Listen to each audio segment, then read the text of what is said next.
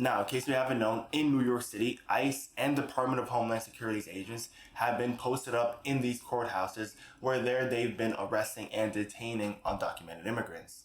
And now you see Brad Landler, seeing this, is trying to show his support, so he goes with Edgardo for his routine deportation hearing, and that is when Edgardo is arrested. Now you see Edgardo was following legal procedure by showing up to court voluntarily, and these hearings typically involve asylum request, deportation relief, or legal status reviews.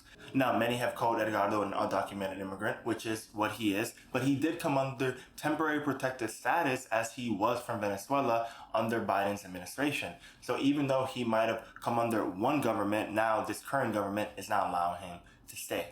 So even though he was allowed protected status during the Biden administration, Trump removed the status for all of those Venezuelans. So now essentially Edgardo is here undocumented. And that meant that even when he came to his legal proceeding, he was then arrested for not being here documented.